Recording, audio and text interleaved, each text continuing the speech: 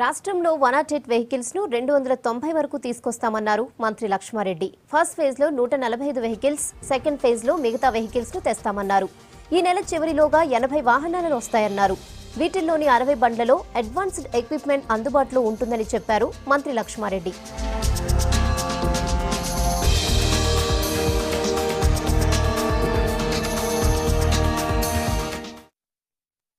బంగారు తెలంగాణ నిర్మాణంలో భాగంగా మరి ఆరోగ్య తెలంగాణ నిర్మించడానికి సంకల్పించి ఈ 108 వెహికల్స్ కూడా సంఖ్యను పెంచి మరి ఇంకా ఎక్కువ సర్వీసు ప్రజలకు ఇవ్వడానికి నిర్ణయం తీసుకోవడం జరిగింది.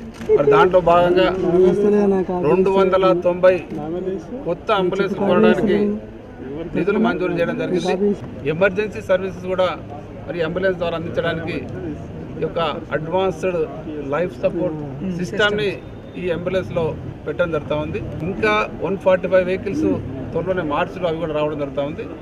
వీటితోటి ఇప్పుడు ఆల్రెడీ నడుస్తున్న 312 వెహికల్స్లో కొన్ని వాటిని తీసేయడం జరుగుతుంది. కొంత ఓల్డ్ అయినాయి కాబట్టి వాటి స్థానంలో ఈ యొక్క 290 వెహికల్స్ పెట్టి గతం కంటే కూడా ఎక్కువ మరి సేవలు అందించడానికి అన్ని రకాల చర్యలు చేపట్టడం జరుగుతాం.